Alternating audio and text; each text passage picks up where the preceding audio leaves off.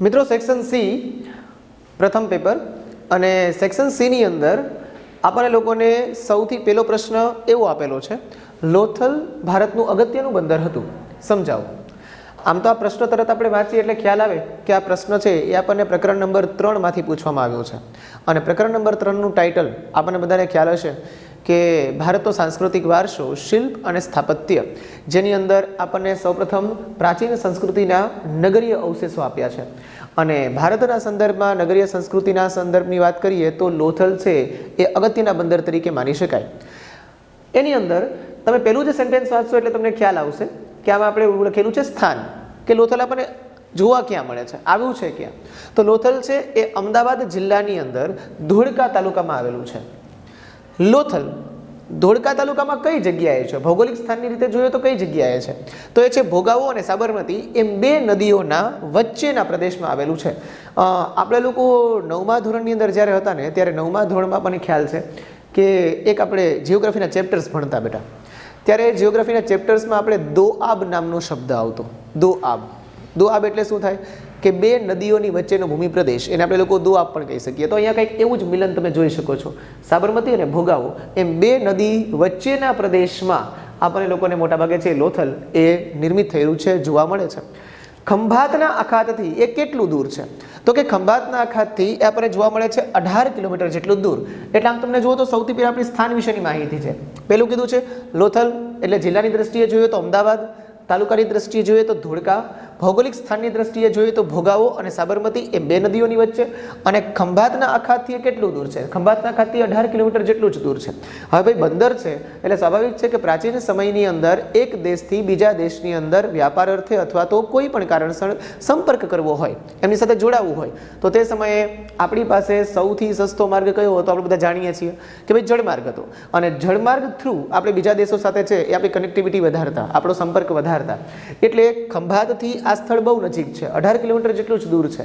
એટલે લોથલ એ સમયની અંદર પ્રાચીન સમયમાં બંદર તરીકે વિકસેલું હશે એવું માની શકાય.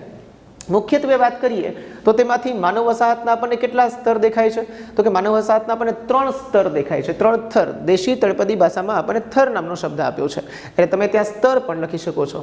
3 પ્રકારના વિભાગીકરણ જોવા મળે છે. જેમ કે નગરના પૂર્વ છેડે, નગરનો આપણે પૂર્વ દિશાનો છેડો જોઈએ તો જનરલી કોઈ પણ સ્થાન આપણે જોઈએ તો એમાં 4 દિશાઓ હોય, ઉત્તર, દક્ષિણ, પૂર્વ અને પશ્ચિમ. એવી રીતે પૂર્વ દિશાથી શરૂઆત કરીએ તો પૂર્વ દિશાની અંદર નગરનો જે નીચાણવાળો ભાગ છે એ નીચાણવાળા ભાગની અંદર ભરતીના સમયે, દરિયામાં શું આવે છે આપણે બધા જાણીએ છીએ, ભરતી અને ઓટ આવે છે. એટલે ભરતીના સમયે જ્યારે તમારે ત્યાં વહાણ લાંગરવું હોય એટલે કે ઊભું રાખવું હોય તો તેના માટે એક મોટો ધક્કો, જેને આપણને ડોકયાર્ડ તરીકે પણ ઓળખી શકાય છે.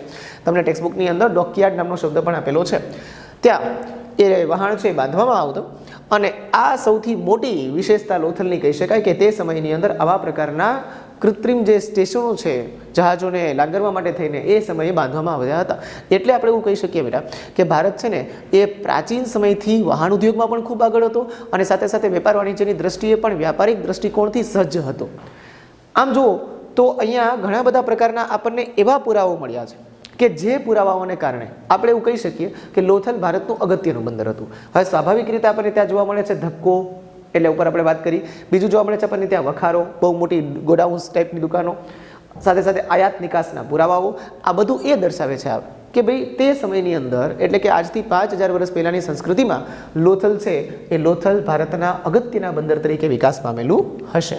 તો આમ જુઓ તો સૌથી પહેલાં સ્થાન ધોળકા તાલુકાની અંદર અમદાવાદ જિલ્લામાં આવેલું છે, બે નદીઓની વચ્ચે, ભોગાવો અને સાબરમતી, સાથે સાથે ખંભાતના અખાતથી 18 કિલોમીટર દૂર. વિશેષતા શું, તો કે વિશેષતા એટલે નગરના પૂર્વ છેડે અહીંયા નીચાણવાળા ભાગની અંદર શેનું નિર્માણ કરવામાં આવ્યું છે, તો કે ધક્કાનું નિર્માણ કરવામાં આવ્યું છે.